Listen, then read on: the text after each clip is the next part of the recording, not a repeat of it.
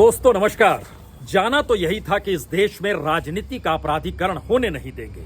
समझाया यही गया। भ्रष्टाचार या भ्रष्टाचारियों की कोई जगह भारत की राजनीति में नहीं है। और इस देश को पाठ भी यही पढ़ाया गया कि इस देश का सिस्टम कानून पर चलता है। कानून संविधान के अनुसार होता है और जो कानून बनाने वाले लोग हैं उन्हें जनता चुनती है और वो जनता के प्रति उनका एक दायित्व होता है। लेकिन यह कहां पता था कि इस देश के भीतर में राजनीति अपराधमय हो जाएगी। यह भी कहां पता था करप्शन इस राजनीति की जड़ में बैठ चुका होगा। यह भी कहां पता था इस देश में समूचा सिस्टम ही क्रिमिनल और करप्शन के हिस्से में इतना ओतप्रोत हो चला होगा कि उसके दायरे में हर कोई आ रहा होगा। हर कोई से मतलब इस देश में कानून बनाने वाले, हर कोई से मतलब इस देश के भीतर में मंत्री, हर कोई से मतलब इस देश में ऐसे इंस्टीट्यूशंस जो एक स्वायत्त संस्था के तौर पर, जांच के तौर पर, जिनकी पहचान राष्ट्रीय तौर पर है। पहेलियां नहीं बुझाते हैं, खुले आसमान तले खड़े हैं और ऐसे वक्त में स्वतंत्रता होती है जब आप सच को समझे, जब आप तथ्यों को सामने रख पाए।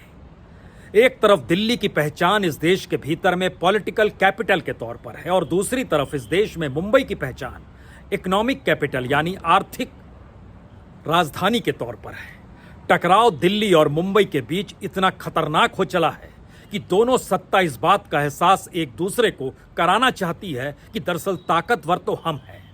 यानी संविधान की किताब में जो फेडरल स्ट्रक्चर था वो चकनाचूर हो चला है। और चकनाचूर भी ऐसा वैसा नहीं हुआ है, बल्कि राजनीतिक सत्ता को कैसे डिगा दिया जाए, खरीदा जा सकता है या नहीं खरीदा जा सकता है, आरोप कैसे लगाए जा सकते हैं, कटघरे में खड़ा करके बरसों बरस तक कैसे प्रताड़ित किया जा सकता है। और इन परिस्थितियों के बीच में इस देश के तमाम आईएएस, आईपीएस या बड़े नौकरशाह सचेत हो जाएं, उन्हें सत्ता के अनुकूल काम करना है। अगर वो राज्य सरकार के अधीन है तो राज्य सरकार के कहे हुए को ही कानून मानना है, और अगर वो केंद्र सरकार के अधीन है तो केंद्र सरकार द्वारा कहे गए शब्दों को ही आपको उन राज्यों में लागू करा देना है। कोई भेदभाव नहीं है। यह एक सत्ता की ताकत का ऐसा अनूठा खेल है जिसके दायरे में अपराध और भ्रष्टाचार जड़ तक पहुंच चुका है। और आज हम उस सिस्टम का जिक्र आपसे करना चाह रहे हैं, खास तौर से तब जब महाराष्ट्र के पूर्व गृह मंत्री जेल में हैं। 6 तारीख तक जेल में बंद रहेंगे। 6 तारीख को तय होगा कि उनको वहां से राहत मिलेगी या नहीं मिलेगी, क्योंकि उन पर आरोप बहुत बड़ा है। 100 करोड़ की वसूली की है उन्होंने। उस वसूली के जरिए नेट और मनी लॉन्ड्रिंग हो रही थी।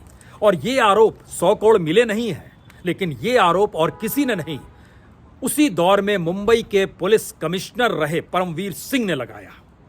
वो परमवीर सिंह को पुलिस नहीं खोज पा रही है, इस देश की सियासत नहीं खोज पा रही है, केंद्र सरकार नहीं खोज पा रही है, क्योंकि वह फरार है। यानी आरोप लगाने वाले वह भाई पुलिस कमिश्नर के रैंक का शख्स इस देश को छोड़कर जा चुका है, लेकिन कोई नहीं जानता है वो कहां पर है। दरअसल परमवीर सिंह अपने तौर पर अपने मातहत एक दूसरे पुलिस अधिकारी को कहते थे, तुम्हें हर दिन 2 करोड़ रुपए वसूली करनी है और तुमको यह टारगेट दिया जा रहा है, और उसको अतः पावर दे दिए गए। उसका नाम वाजे है। यह एक हिस्सा है। दूसरा हिस्सा इसके बाद शुरू होता है।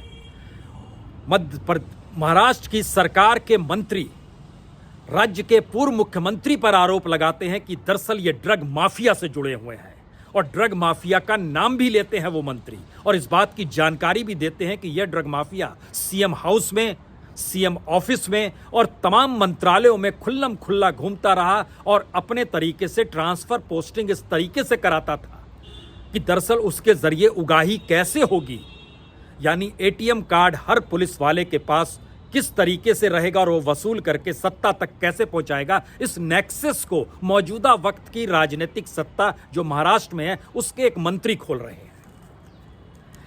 जिस पर आरोप लग रहा है, मुख्यमंत्री जो पूर्व हैं वो कह रहे हैं कि दरअसल जो शख्स आरोप लगा रहा है यह तो अंडरवर्ल्ड से जुड़ा हुआ है। कमाल की परिस्थितियां हैं इस देश के भीतर में, और महाराष्ट्र की राजनीति तक इसे सीमित रखा जाए और ये कह दिया जाए कि जी नहीं, राजनीतिक ताकत दिखाकर राजनीतिक सत्ता पाने की चाहत है।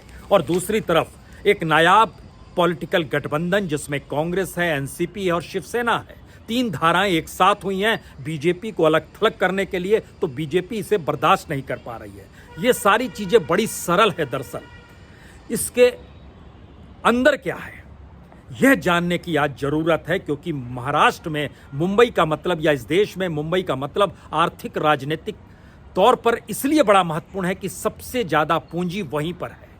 इस देश के तमाम कॉरपोरेट जिनकी दुनिया में पहचान है, उनके हेडक्वार्टर्स मुंबई में ही है।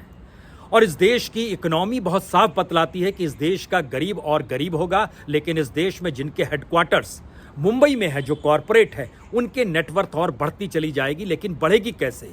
वह लूट की उस हिस्सेदारी में ही तो शरीक होंगे, और उसमें कुछ हिस्सा पॉलिटिकल पार्टी को चाहिए। तो यह ताकत का एहसास है मुंबई को अपने कब्जे में करने का। यह उस ताकत का एहसास है जिसमें महाराष्ट्र में राजनीतिक सत्ता किसके पास होगी। यह उस ताकत का एहसास है कि पहली बार केंद्र सरकार को भी चुनौती देने के लिए पहले ममता खड़ी हुई, अब महाराष्ट्र सरकार खड़ी है। और यह भी पहली बार है कि इस देश के 6 राज्यों ने सीधे तौर पर टक्कर दी फेडरल इंस्टीट्यूशंस को लेकर या फेडरल स्ट्रक्चर को लेकर कि केंद्र सरकार दखल देती है राज्य सरकार के कामों में। और इस टकराव के दायरे में सीबीआई भी आई और ईडी भी आया, उसके नौकरशाह भी आए। लेकिन जब हम इस बात का जिक्र कर रहे हैं तो इस सिलसिले को आज समझ लीजिए। 6 तारीख तक पूर्व गृह मंत्री अनिल देशमुख जेल में रहेंगे। इनसे 4 करोड़ 70 लाख रुपए कैश की बरामदगी का जिक्र हुआ, जो कि बार ऑनर से लिया गया था। आरोप सचिन वाजे के जरिए यह लग गए कि सचिन वाजे के जरिए यह किसी न किसी रूप में इनके जरिए यह कैश पहुंचा था। लेकिन इसके ठीक पैरेलल में जब परमवीर सिंह का जो फरार है उनका नाम आया, तो उनके खिलाफ लुकआउट नोटिस तक जारी है, नॉन बेलेबल वारंट तक जारी है। उन पर उन्होंने आरोप लगाया अपने गृह मंत्री पर। उन्होंने अपने तौर पर पाल पोस के बड़ा किया सचिन वाजे को। सचिन वाजे की 9 जून 2020 में नियुक्ति होती है। क्राइम इंटेलिजेंस यूनिट में सबसे महत्वपूर्ण पद पर चले जाते हैं। और उसके बाद मुंबई शहर के बिजनेसमैन, होटल चलाने वाले, बार चलाने वाले, कंस्ट्रक्शन से जुड़े हुए, बीएमसी के तमाम जो भी कॉन्ट्रैक्टर्स थे, सब के जरिए वसूली का काम शुरू होता है। यह भी एक आरोप है। इन सभी को आरोप की फहरिस्त में लीजिएगा। जो जेल में चले गए, जो जेल में जाने वाले हैं, जो फरार हैं, उसके दायरे में मंत्री भी आ रहे हैं, आईएएस भी आ रहा है, आईआरएस भी आ जाएगा और पूर्व मुख्यमंत्री भी आ जाएंगे। ये सारी चीज़ें पैरेलल वे में चल रही है, क्योंकि इस दायरे के भीतर में पहली बार महाराष्ट्र सरकार के मंत्री नवाब मलिक जब आरोप लगाते हैं कि राज्य के पूर्व मुख्यमंत्री देवेंद्र फडणवीस इस राज्य के उस माफिया से जुड़े हुए हैं जो ड्रग बेचता है, और वो नाम भी लेते हैं। वो नाम लेने के साथ तस्वीर भी शेयर भी करते हैं। और इस बात की भी जानकारी देखते हैं कि कैसे किस तरीके से 2 चेहरे ऐसे निकल कर आए जो कि ड्रग पेडलर के तौर पर नहीं, बल्कि यह सौदा करते रहे हैं और बड़ी तादाद में पैसे की कमाई करते रहे, पैसे की उगाही करके ये सत्ता को देते रहे। क्योंकि यही ड्रग पेडलर जो थे वह मुख्यमंत्री के निवास पर भी जाते थे जिस समय देवेंद्र फडणवीस मुख्यमंत्री थे।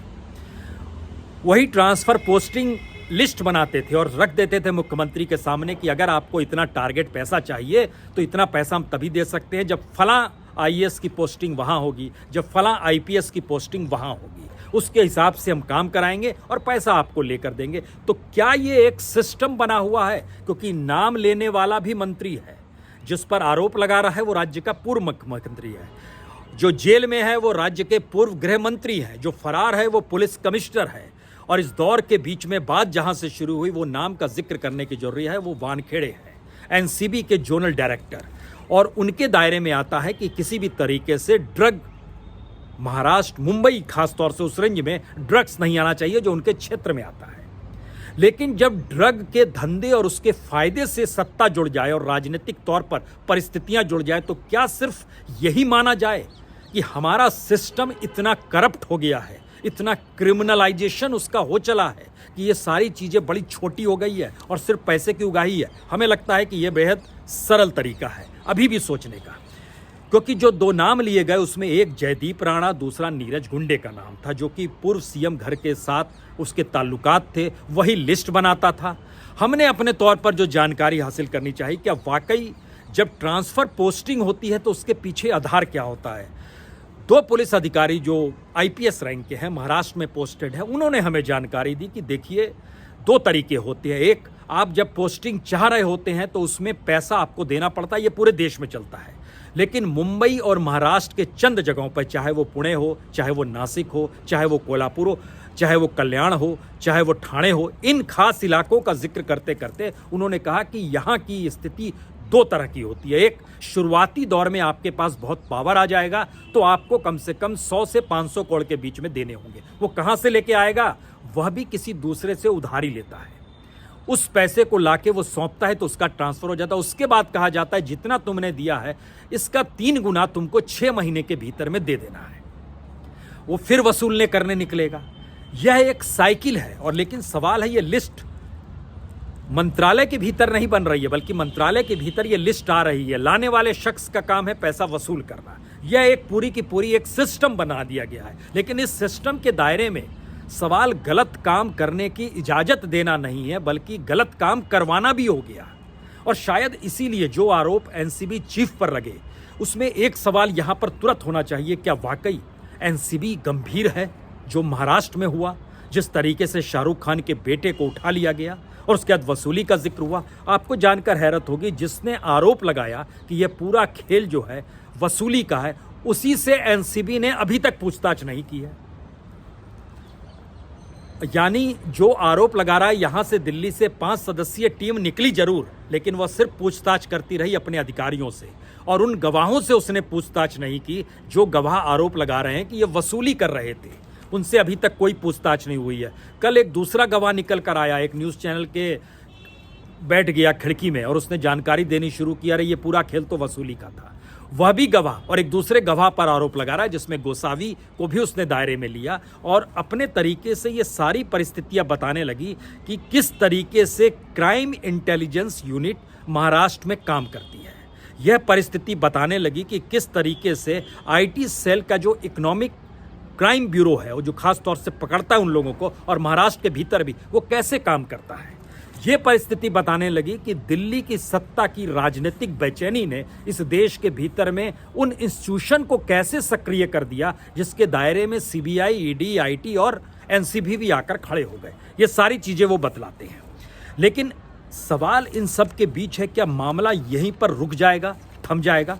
यहां से एक दूसरी स्थिति शुरू होती है। राज्य के डिप्टी सीएम जी शरद पवार जी के भतीजे अजीत पवार, 1000 करोड़ की उनकी संपत्ति फिलहाल आईटी ने अपने हिस्से में ले ली है। और उसके बाद जो पूरी फहरिस्त उनके पास पड़ी है कि क्या क्या कब्जे में लेना है और किस तरीके से कब्जे में लेना है, उसमें इस बात का बहुत खुले तौर पर जिक्र है कि पूरे तरीके से किसी भी पॉलिटिशियन को आप उसकी आर्थिक ताकत को खत्म कर दो। इस दायरे में जो अजीत पवार हैं, उनका गोवा का 250 करोड़ का रिसोर्ट है, दिल्ली में साउथ दिल्ली में एक 20 करोड़ का घर है, मुंबई, पुणे सहित कई जगहों पर लगभग 27 जगहों पर जमीन है जो 500 करोड़ की एक एनालिसिस किया गया है। 600 करोड़ की एक शुगर मिल है जो चंद्रेश्वर में है।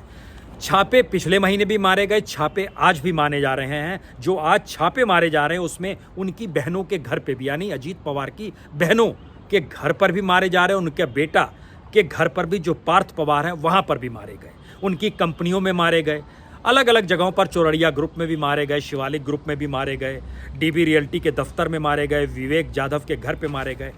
किसी भी राज्य में सबसे ताकतवर शख्स के घर तक पहुंचना और छापे मारने का काम वहां की पुलिस नहीं कर सकती है। उसके लिए केंद्र की ताकत चाहिए, तो केंद्र के अंदर आता है आईटी और उसी के मातहत सीबीडीटी काम करता है, उसी के जरिए अपने तौर पर एनसीबी भी काम करता है। तो ध्यान दीजिए, सेंट्रल एजेंसी सक्रिय है महाराष्ट्र की राजनीतिक सत्ता के ताकतवर लोगों को अंदर से डिगाने के लिए और आर्थिक तौर पर उनके करप्शन को पकड़ने के लिए। ये पहला हिस्सा है। दूसरा हिस्सा है जो महाराष्ट्र के भीतर में बीजेपी की राजनीति को संभाले हुए हैं, उसमें देवेंद्र फडणवीस का नाम सबसे ऊपर इसलिए आता है क्योंकि देवेंद्र फडणवीस मुख्यमंत्री बनने से पहले कोई बहुत ताकतवर नहीं थे। अचानक उनके भीतर एक हीरा दिखाई दिया प्रधानमंत्री मोदी को और उस वक्त बीजेपी के अध्यक्ष अमित शाह को। दोनों ने उसे चुन लिया और चुनने की वजह इसलिए थी क्योंकि वो नागपुर से आते थे। नागपुर आरएसएस का हेडक्वार्टर है, ये तो ठीक है, लेकिन वो नितिन गडकरी का भी इलाका यह भी है। तो नितिन गडकरी को काउंटर करने के लिए देवेंद्र फडणवीस को चुना गया, उस नायाब हीरे को उठाया गया। स्थिति इतनी विकट हो गई कि महाराष्ट्र की राजनीति में बीजेपी के भीतर मानसिक तौर पर एक गडकरी का खेमा हो गया, दूसरी तरफ देवेंद्र फडणवीस का मतलब यह था कि आप दिल्ली के साथ खड़े हैं। लेकिन जब महाराष्ट्र में रहना है तो फिर दिल्ली की सियासत वहां कैसे चलेगी? इसीलिए यह टकराव की एक अनूठी परिस्थिति राजनीतिक ताने बाने के साथ निकल कर आई, जिसमें छौंक अपराध का भी है और करप्शन का भी है, सिस्टम का भी है, कानून का भी है। ये सारी परिस्थितियां मिलकर इतनी डेंजरस अवस्था में आ गई कि फिलहाल इस वक्त जितने भी शुगर मिल हैं या जो भी सहकारिता से जुड़े हुए जो भी बैंक काम करते हैं, उसको केंद्र चाहता है किसी भी हालत में अपने हाथ में ले ले। याद कीजिए, जिस समय महाराष्ट्र राज्य सहकारी बैंक घोटाला जुलाई का महीना था, उस वक्त सामने निकल कर आया था और उस समय अजीत पवार के ऊपर चार्जेस लगाए गए थे और मुंबई पुलिस ने, आर्थिक अपराध शाखा ने उन पर एक एफआईआर दर्ज की थी। उस परिस्थिति में वहां पर चले जाइएगा तो जो कोरेगांव की चीनी मिल है, उसकी जमीन, इमारत, प्लांट, मशीन, सब पे सीधे तौर पर उसको अपने हाथ में ले लिया गया। लगभग 65 करोड़ रुपए का जो था संपत्ति जब्त कर ली गई। इन परिस्थितियों से शुरू होता है कि इसके बाद केंद्र में सहकारिता मंत्री के तौर पर देश के गृह मंत्री को वह मंत्रालय नया बनाकर दे दिया गया, क्योंकि सबको पता है कि सहकारिता के मातहत और जितने भी राज्य सहकारी बैंक हैं उसके मातहत कितनी बड़ी पूंजी है। तो वह एक शुरुआत थी जहां पे कैसे कब्जा करना है, पूरी लड़ाई पूंजी की है। उस पूंजी के जरिए ही राजनीति सधेगी, उसी के जरिए इस देश के वोटर को अपने साथ लिया जाएगा और पूरा सिस्टम उसी के हिसाब से अपने अनुकूल हो जाएगा। तो एक लड़ाई थी सहकारिता की, दूसरी लड़ाई शुरू हुई उस ताकत की जिसमें हर किसी को उसके दायरे में लेकर आना है और उसके बाद आर्थिक तौर पर कमजोर करने के लिए अजीत पवार को यह स्थिति में लाकर खड़ा कर दिया गया। क्योंकि बार बार इस बात का जिक्र था कि एनसीबी अगर पैसे की उगाही कर रही थी और नवाब मलिक जब ये बता रहे हैं रास्ता, वो रास्ता कैसे एनसीबी से निकलकर उनके तमाम अधिकारियों के साथ ये चीज़ें जुड़ी होगी। क्योंकि जब आप पूछताछ करने निकले हैं और एनसीबी की विजिलेंस टीम जो है उन लोगों से पूछताछ नहीं कर पा रही है जो आरोप लगा रहे हैं एनसीबी के अधिकारियों पर, तो इसका मतलब है कि एनसीबी सेंट्रल की एजेंसी है। एनसीबी अपने तौर पर कोई अंदरूनी जांच वो नहीं कर पाएगी। यानी यह दूर की गोटी है कि समीर वानखेड़े कल दोषी करार दिए जाएं, यह भी दूर की कौड़ी है कि अगर क्या वाकई सेंटर चाहेगी कि पाक साफ रहे एनसीबी, ऐसा कुछ भी नहीं है। हाँ, इसका दूसरा पक्ष जरा समझ लीजिए, 72 घंटे पहले जब भी गिरफ्तारी होगी तो यह समीर वानखेड़े को बता दिया जाएगा। क्योंकि अब जांच अगर राज्य के स्तर पर होगी, जो जांच ना हो इसकी गुहार समीर वानखेड़े अपने एनसीबी के डायरेक्टर से भी कर चुके हैं और मंत्रियों तक भी कह चुके हैं किसी भी हालत में इसको जांच को आप एक बड़े दायरे में ले जाइए। क्योंकि सीबीआई तो तभी जांच करेगी जब स्टेट गवर्नमेंट कहेगी, और स्टेट गवर्नमेंट ये काम करेगी नहीं क्योंकि वहां तो शिवसेना, कांग्रेस और एनसीपी की सरकार है। तो आप इसको एक बड़े दायरे में ले आइए। और ठीक उसी तरीके से जिस तरीके से मुंद्रा पोर्ट पर जो भी मिला था ड्रग्स, वो किस तरीके से एक झटके में एनआईए ने ले लिया, तो इस जांच को भी एनआईए अपने हाथ में ले ले। इसके लिए वो पूरे तरीके से प्रयासरत हैं। हो सकता है मामला टलते टलते आखिर में ये पूरा मामला एनआईए के, क्योंकि एनआईए स्टेट गवर्नमेंट के हाथ में नहीं है, वो सेंट्रल गवर्नमेंट के हाथ में है। आप कहेंगे ये खेल क्या है? ये खाली फेडरल स्ट्रक्चर का खेल है, क्रिमिनल एस्पेक्ट है, करप्शन है, पैसा कमाना है, क्या है ये मामला? दरअसल ये मामला अपने तरीके से अपनी सत्ता के उस परसेप्शन को पैदा करना है जो इससे पहले छुप के होता था, अब बिल्कुल ट्रांसपेरेंट है। अगर हम कानून को नहीं मानते हैं, अगर हम कानून को मानते हुए और अपने इंस्टीट्यूशंस को कानून पर ना मानने की दिशा में ले जाते हैं, तो हम नए तरीके से चीज़ों को परिभाषित करेंगे। यह स्थिति तमाम जगहों पर नजर आई, क्योंकि ईडी ने जब जब्ती की और ईडी ने जिस तरीके से पूर्व गृह मंत्री देशमुख को गिरफ्तार किया, जिस तरीके से आईटी विंग ने लगभग 1000 करोड़ के जो संपत्ति है उसको जब्त किया गया और अपने हिस्से में लिया गया है। 90 दिनों के लिए एक नोटिस भी दिया गया है कि लगभग 1400 करोड़ रुपए। यानी देखिए, हम बात ही नहीं कर पा रहे हैं आपसे कि इतना पैसा किसी के पास कहाँ से, अजीत पवार के पास इतना पैसा कहाँ से आ गया, किसी के पास भी इतना पैसा कहाँ से आ जाएगा, ये कोई सवाल बचा नहीं। सवाल ये है कि जिसके पास इस देश में, जिस पॉलिटिशियन के पास जितना भी पैसा है उसको पहले खत्म करो। इसके लिए आप आईटी को लगाइए, इसके लिए आप सीबीडीटी को लगाइए, इसके लिए आप सीबीआई को लगाइए, आप किसी को भी लगाइए, लेकिन उसकी इकोनॉमिक एस्पेक्ट को पूरे तरीके से आप ध्वस्त कर दो, उसको फंसाओ इस तरीके से। यह तो संयोग है कि उनकी स्टेट गवर्नमेंट में सरकार है, और अगर ये मानकर चले कि वो सारे आरोप सही है जो परमवीर सिंह ने लगाए, जो क्राइम ब्रांच ने कल कोर्ट में कहा कि टारगेट दिया गया था हर दिन 2 करोड़ का उगाही करना है आपको। सिर्फ एक पुलिस वाले को 2 करोड़, तो सोचिए कितनी उगाही होती होगी। और जब यह उगाही होती होगी तो ये एनसीबी के जरिए जो उगाही का जिक्र हो रहा है वो कितने हजार करोड़ का होगा सिर्फ 1 साल के भीतर। हम लोग सिर्फ 0,0,0,0 लगाते चले जाएंगे, बहुत मुश्किल हो जाएगा, क्योंकि इस 0,0 लगाने के चक्कर में और भ्रष्टाचार और अपराध के आस्पेक्ट में हम भूल जाएंगे इस देश के भीतर में कोई कानून भी है, एक कॉन्स्टिट्यूशन भी है जिसके मातहत इस देश के इंस्टीट्यूशंस को काम करना हम भूल जाएंगे। और ये भूल गए हैं राजनीतिक सत्ता पाने के लिए, और सत्ता पाने के बाद इस देश के भीतर में वसूली के लिए, उस वसूली के लिए इस देश के इंस्टीट्यूशंस का इस्तेमाल करने के लिए। तो आखिर में जरा इस परिस्थिति को समझ लीजिए, जब इन बातों का जिक्र कर रहे हैं तो इसका क्या महत्व है, हमारा सिस्टम कैसे करप्ट है।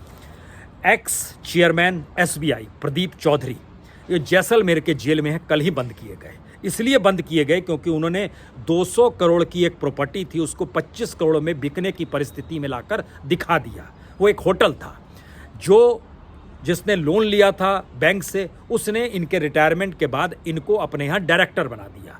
तुरंत जांच हुई और उसके बाद इनको जेल में डाल दिया गया। हमारे जहन में तुरंत आता है कि एसबीआई की एक और चेयरमैन थे जो अरुंधति भट्टाचार्य, जो रिटायरमेंट के तुरंत बाद रिलायंस में चली गई। उन्होंने क्या क्या कुछ किया ये कोई नहीं जानता है, लेकिन एक झटके में कोई रिटायरमेंट के बाद रिलायंस में चला जाए, इतना ही नहीं। याद कीजिए सीवीसी यानी सेंट्रल विजिलेंस कमिश्नर हुआ करते थे केवी चौधरी, जिस समय सीबीआई डायरेक्टर को लेकर आस्थाना और वर्मा, आलोक वर्मा का झगड़ा हुआ था और दिल्ली में ऑपरेशन सीबीआई रात के 12 बजे हुआ था, 12 से 1-2 बजे तक चलता रहा था। वो उस सीवीसी के पास मामला गया, उसमें आलोक वर्मा चले गए। वो सीवीसी भी रिटायर होने के बाद रिलायंस ज्वाइन कर लेते हैं। 9 जून को रिटायर होते हैं, 19 अक्टूबर को ज्वाइन कर लेते हैं। उससे पहले जब प्रधानमंत्री मोदी जैसे ही इस देश में मई के महीने में सत्ता संभालते हैं तो इनको ले आया जाता है। अगस्त के महीने में इनको सीबीडीटी का चेयरमैन बना दिया जाता है, इन्हीं केवी चौधरी को। अगस्त 2014 में इनको सीबीडीटी का चेयरमैन बना दिया जाता है। सीबीडीटी वह पद होता है जो एक लिहाज से इस देश में आईटी डिपार्टमेंट की जो टैक्स पॉलिसी होती है उसको तय करता है। अब समझना शुरू कीजिए कि सिस्टम हमारा कैसे काम कर रहा है, और इस काम करते हुए सिस्टम के भीतर ये पहली बार है कि किस तरीके से यह सारी स्थितियों में राज्य का एक मंत्री, महाराष्ट्र सरकार का एक मंत्री, जिस कटघरे में राज्य के पूर्व मुख्यमंत्री को खड़ा कर रहा है, वो वाकई हैरत अंगेज बात नहीं है, बल्कि इस सत्ता के दायरे में बड़ी छोटी बात होती है। क्योंकि जो 4 सीजन होटल है, वो 4 सीजन होटल वहाँ के जो आर्थर रोड जेल है उसके बगल में है, जहाँ पर शाहरुख खान भी अपने बेटे को लेने के लिए रुके थे चंद घंटों के लिए। उस 4 सीजन में पार्टी होती है तो एक टेबल की कीमत 15 लाख है, और नवाब मलिक ने जानकारी दी कि 15 करोड़ की पार्टी वहाँ पर मुख्यमंत्री के जरिए कराई गई, या उस 15 करोड़ की पार्टी में वो शामिल हुए। यह भी आरोप लगता है। यह भी आरोप लगा कि एनसीबी के जो वानखेड़े हैं वह अधिकारियों के साथ नहीं चलते हैं, बल्कि उन्होंने अपने तौर पर एक प्राइवेट आर्मी बना ली। तुम्हें छापा मारना है, तुम्हें यहाँ पर ड्रग दे देना है, उस ड्रग को देने के बाद एक दूसरी टीम जाएगी, वो वहाँ से ड्रग्स जब्त करेगी, उस आदमी से वसूली करेगी, फिर उसको छोड़ देगी। क्योंकि इस पूरी फहरिस्त में कोई भी एक बड़ा आदमी आपने कभी नहीं सुना होगा जो कि एनसीबी के दायरे में आया हो और इस वक्त देश की जेल में हो, जो ड्रग माफिया हो, आपने नहीं सुना होगा। लेकिन इस पूरी दौर के भीतर में हम लोग बार बार करोड़ों अरबों रुपया का जिक्र कर रहे हैं, नेताओं का जिक्र कर रहे हैं, मंत्री का जिक्र कर रहे हैं, ताकत का जिक्र कर रहे हैं, लेकिन इस बात को नहीं समझ पा रहे हैं कि इस देश के भीतर में कानून कहाँ गया, कानून इस सत्ता के टक्कर में फुर्र कैसे हो गया। और राजनीतिक सत्ता के भीतर जब आरोप कोई मंत्री लगा रहा है तो वहाँ के पूर्व मुख्यमंत्री पर कार्रवाई करने की स्थिति में क्यों बीजेपी नहीं आ पाई, या फिर दिल्ली की राजनीतिक सत्ता क्यों नहीं आ पाई। उल्टा उसने वहाँ पर ईडी को भेज दिया, आईटी को भेज दिया। और दूसरी तरफ जो आरोप राज्य सरकार पर लग रहे हैं, बीजेपी लगा रही है, उस पर केंद्र पहल क्यों नहीं कर पा रही है। ये है भारतीय राजनीति में जहां पर सबसे महत्वपूर्ण होता है बार्गेनिंग, सौदेबाजी, और इस सौदेबाजी के दायरे में ही राजनीति फलती फूलती है। अपराध और भ्रष्टाचार बड़े छोटे शब्द हैं, हजारों करोड़ रुपए बहुत छोटे शब्द हैं, वसूली बहुत छोटे शब्द हैं, पुलिस डिपार्टमेंट की सक्रियता सत्ता के अनुकूल बहुत छोटी चीज है।